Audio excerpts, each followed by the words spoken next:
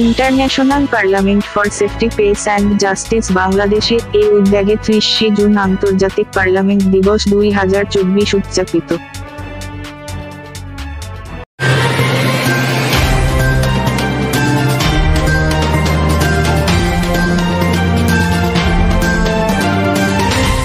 International parliament for safety pace and justice বাংলাদেশের উদ্যোগে আজ 30 জুন আন্তর্জাতিক পার্লামেন্ট দিবস 2024 নগরের চান্দগাঁও আবাসিকের সাংগঠনিক অফিসে অনুষ্ঠিত হয়।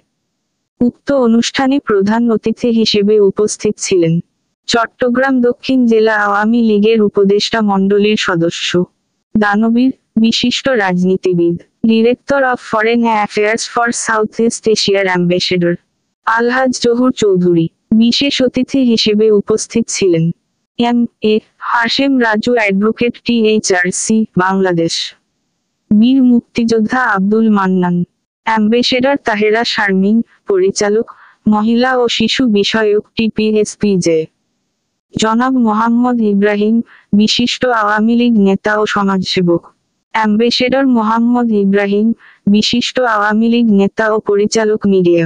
অ্যাম্বাসেডর নূর মোহাম্মদ, ভাইস প্রেসিডেন্ট, আইপিএসপিজে। অনুষ্ঠানের সভাপতিত্ব করেন অ্যাম্বাসেডর মোহাম্মদ আমির হোসেন, আন্তর্জাতিক বিষয় ও পরিচালক, আইপিএসপিজে। Ambassador SM. কামাল ইসলামের সঞ্চালনায় বিশিষ্ট ব্যক্তিবর্গ, রাজনৈতিক নেতৃবৃন্দ সহ বিভিন্ন ইলেকট্রনিক ও প্রিন্ট মিডিয়ার সাংবাদিকরা উপস্থিত ছিলেন। কেক কেটে উপস্থিত সবাইকে বিতরণের মধ্য দিয়ে অনুষ্ঠান শেষ করে আন্তর্জাতিক পার্লামেন্ট দিবস 2024কে স্মরণীয় করে রাখতে র্যালি বের করা হয়। মোহাম্মদ হাসানুল আলমের তথ্যচিত্রে সিএনটিভির প্রতিবেদনে দেখুন বিস্তারিত। হিসেবে উপস্থিত আছেন জনাব এম.এ. হাশেম রাজু।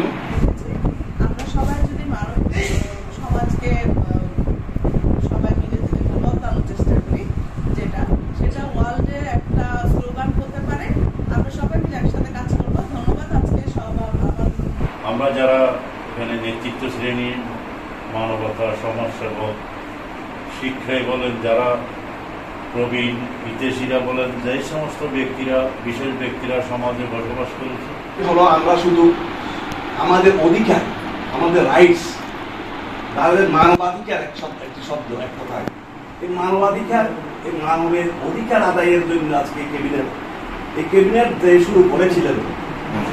সৎ হতে হবে, সৎ না হলে হবে না। আমি সৎ যতক্ষণ পর্যন্ত হবো না, হালাল যতক্ষণ পর্যন্ত চিনব না, আসলে ততক্ষণ যত আমরা নাটক করে নেই কেন, যত কিছু সাহায্য করে নেই কেন, কিন্তু আসল তাকে আমরা যেতে পারবো।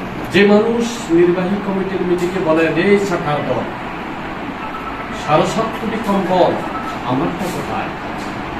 সবাই পায় স্বর্ণের কণি, আমি পাই সুরের কণি। এটাই ছিল ধরা পড়া। আজকে যদি তিনি বেঁচে থাকতেন তাহলে বাংলাদেশ হতো সিঙ্গাপুর অথবা মালয়েশিয়া অথবা দুবাই শহরের মতো অত্যাধুনিক একটার পর একটা সমৃদ্ধিশালী একটি শহর। এই বাংলাদেশের মাটি মানুষ হতো সমৃদ্ধিশালী। আমি কথা বেশি বাড়াবো না, শুধু দুটো কথাই বলবো।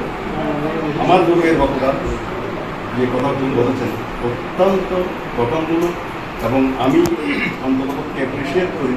নিজের অর্থনৈতিক মুক্তি না আসলে আরেকজনের অর্থনৈতিক মুক্তির কথা চিন্তা করা, সেটা আসলে সত্য, অত্যন্ত সত্য। তাই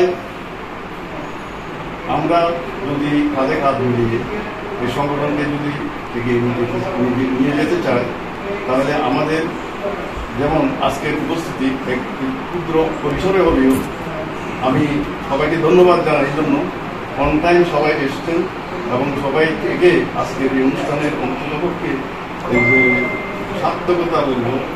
কেন ওয়ার্ল্ড পার্লামেন্টে শুধু বছরে 30 জন একদিন আসে, আমরা অন্ততপক্ষে সেটা করতে পেরেছি। তার জন্য আমি সবাইকে ধন্যবাদ। এই দেশটাকে ভালোবাসতে হবে। এই দেশটা প্রত্যেকে আমাদের, এই দেশের সেফটি, নিরাপত্তা, এখানে আছে একটা জিনিস, সেফটি, পিস অ্যান্ড জাস্টিস। এই দেশের নিরাপত্তা, এই দেশের শান্তি এবং ন্যায় বিচার, এই তিনটে জিনিসের উপর আমরা যদি থাকি তাহলে গণতন্ত্র সবকিছু আসবে।